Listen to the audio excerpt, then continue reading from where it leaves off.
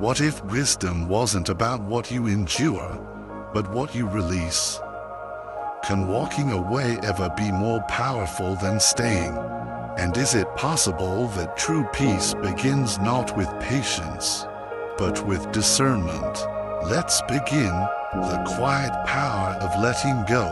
In the silence of stillness, wisdom begins to bloom quietly, patiently, like a lotus rising from the mud.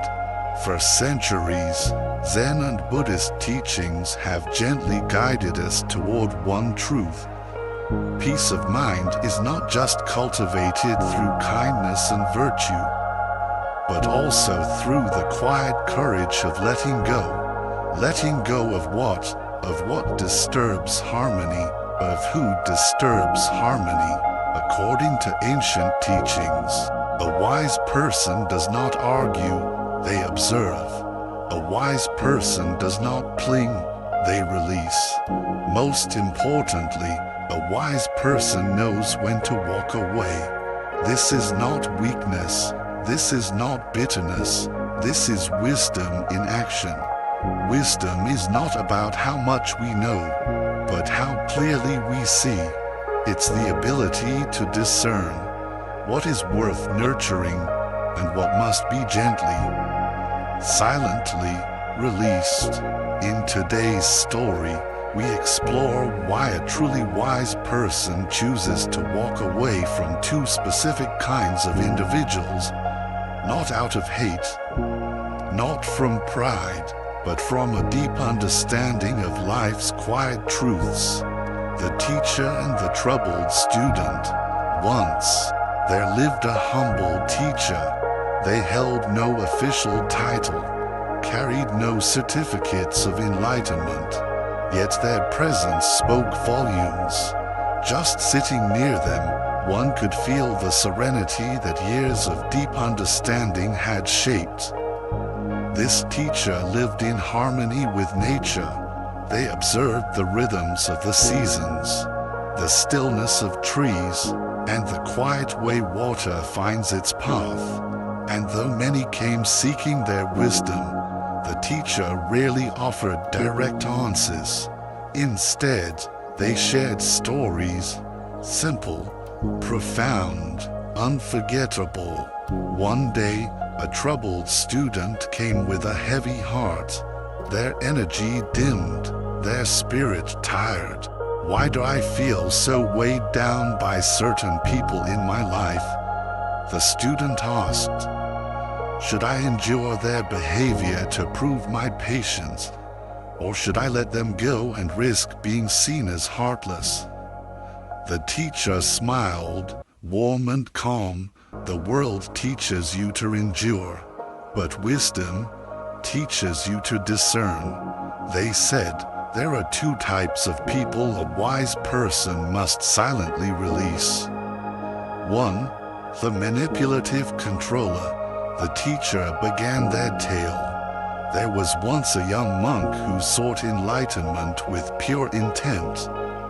But alongside him was an elder monk, charming, respected, and seemingly wise. At first, the young monk believed this elder to be a guide. But slowly, something shifted. Every conversation left him uncertain. Every compliment felt layered with unspoken expectations. His instincts grew quiet, clouded, his confidence dimmed. He began to notice a pattern, the elder's words, while kind on the surface, always had a weight underneath. Subtle manipulation, quiet control. Over time, the young monk began to doubt himself, his values, his perception, even his path. One evening, the monk sat alone by a stream, watching the water as it flowed endlessly around the rocks. The teacher approached and asked gently, "What do you see? Rocks blocking the water?" The monk replied, "Look again," said the teacher. "Do the rocks stop the stream?" The monk paused. He noticed The water did not fight. It flowed, it shifted, it found another way. The manipulative person in your life, the teacher said, is like these rocks. They do not shout, they don't always attack, but they obstruct your flow. A wise person does not waste life trying to move the rocks. They adjust their path and continue forward. With that insight, the monk did not confront the elder. He did not cause a scene.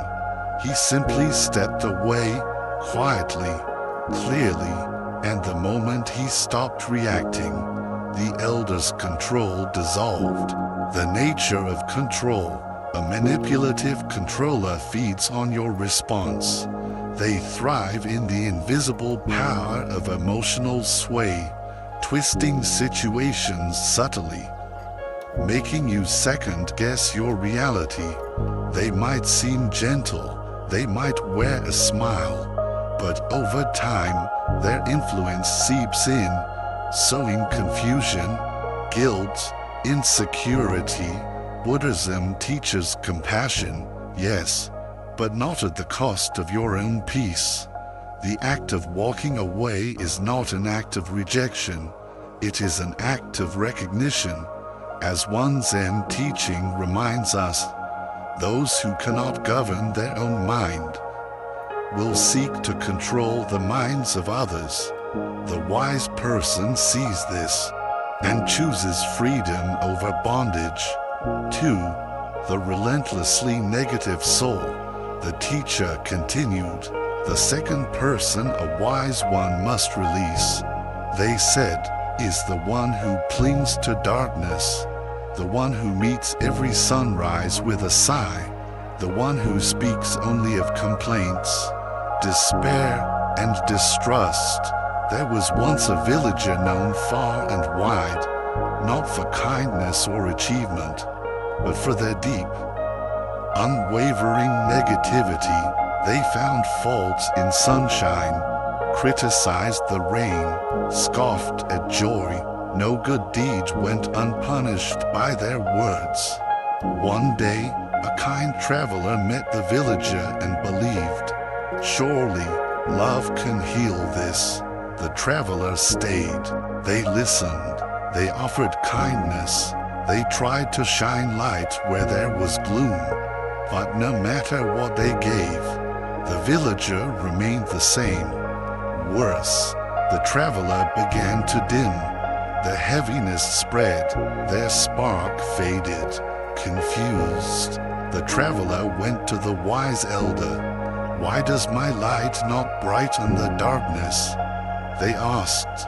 The elder looked kindly and said, your light is not the problem, but understand this. Some people are like bottomless cups. You can pour endlessly, and they will never hold what you offer. Not because they can't, but because they don't want to. Protecting your light, the traveler realized something difficult but essential. Compassion is not the same as sacrifice. To stay in the presence of persistent negativity is to offer up your energy to someone who does not wish to be filled, only to drain. Negativity can be contagious, and those who cling to it will often pull others into the same darkness. Whether they mean to or not, Buddhism teaches us to love, but not blindly. We must ask, is this connection helping both of us grow, or am I slowly disappearing in the process? Sometimes, choosing your peace means stepping away, not in cruelty, but in clarity. The teacher looked at the student gently and said, to let go is not to stop loving, it is to begin loving yourself. And as the student absorbed these stories, their heart grew lighter, because they finally understood. Sometimes, silence is not absence, it is wisdom. In the next part of our journey, we'll explore how to walk away, not with bitterness, but with balance. How to protect our energy without closing our heart. Let's continue. True wisdom, as the teacher said, isn't found in confrontation. It's revealed in the silent act of self-respect. Letting go isn't about turning away from others. It's about turning inward and choosing peace over persistence. The quiet strength of walking away, while compassion may call us to support others. Wisdom gently reminds us, you cannot help someone who refuses to be helped. You cannot fill a cup that will not stand upright. The wise understand this clearly. You preserve your peace not by sacrificing it, but by honoring it. Silently cutting off manipulative or relentlessly negative individuals is not a rejection born from anger. It is an act of liberation rooted in clarity. To continue engaging with toxic energies is to willingly tie yourself to suffering. But to let go, quietly, consciously, is to return to your path. It's choosing lightness over burden, freedom over entanglement. The student, now awakened by the teacher's words, finally saw this. They left with a lighter heart and a mind free from confusion. For the first time, they understood. The real measure of wisdom is knowing when to hold on and when to release. Letting go is a spiritual practice. This lesson is more than a moment. It's a lifelong path. The story reminds us, peace is not something handed to us. It's something we cultivate, choosing to step away from manipulation or persistent negativity isn't just a practical act. It's a deeply spiritual one. It means aligning your external relationships with your inner values, so that your life remains a mirror of harmony and authenticity. When you let go of what no longer serves you, you make space for clarity, for deeper love, for meaningful connection. But the journey doesn't stop at departure. The act of cutting ties silently also requires intentional transformation, a shift in how you think, live, and relate to yourself. Cultivating inner strength. To fully embody the wisdom of letting go, you must first turn inward and nurture your own inner world. The Buddha once said, you yourself, as much as anybody in the universe, deserve your love and affection. This teaching isn't about selfishness. It's about self-compassion. 1. Practice deep self-reflection. After releasing toxic connections, ask, why did I allow this into my life? What was I meant to learn? Every difficult person is a mirror. Reflection turns their departure into growth, not just relief. 2. Set clear boundaries. Letting go teaches you where your energy must not flow again.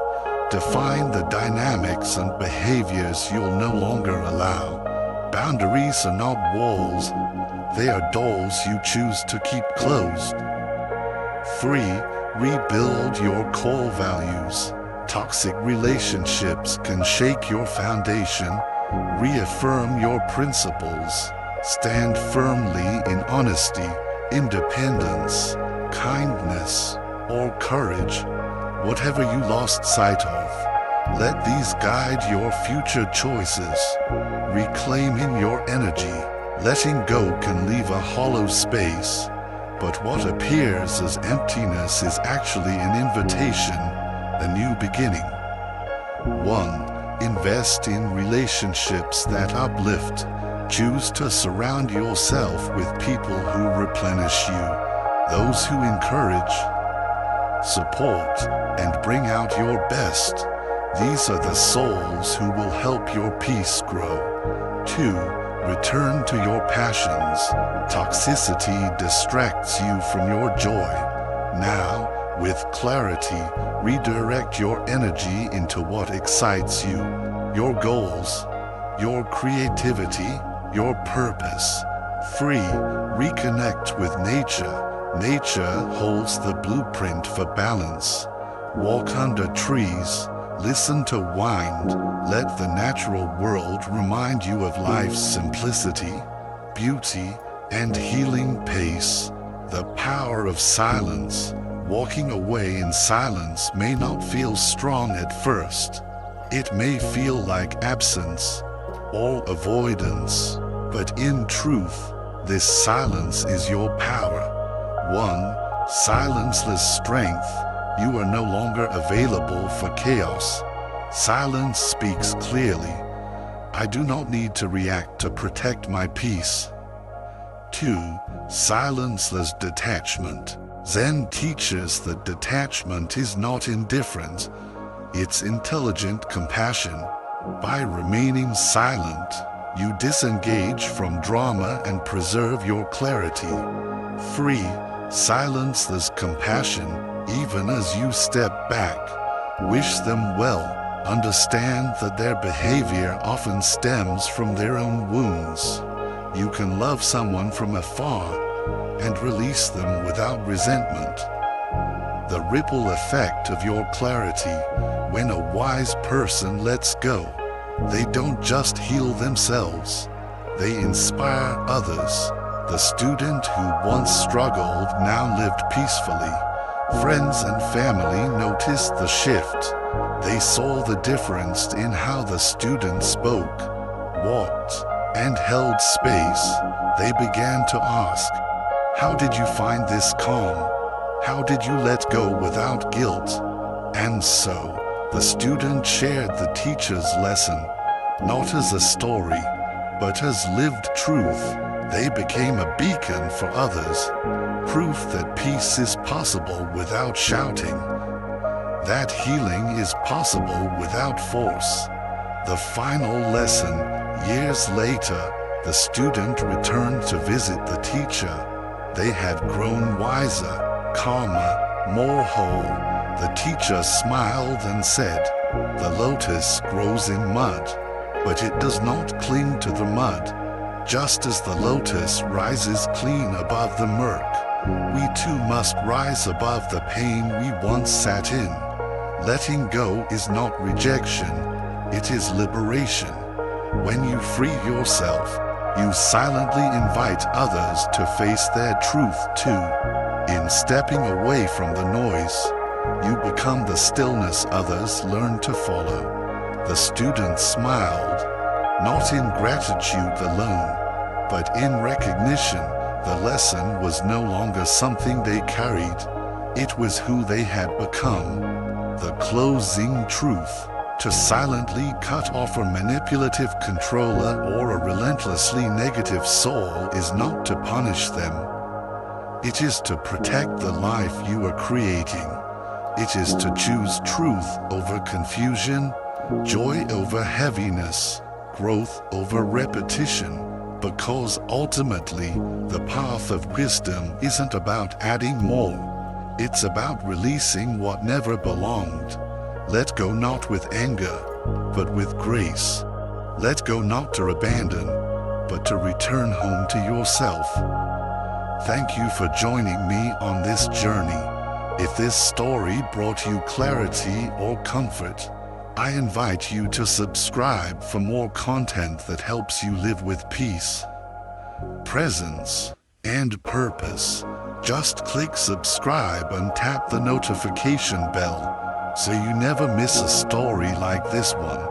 And if this message spoke to your heart, share it in the comments. What are you letting go of today?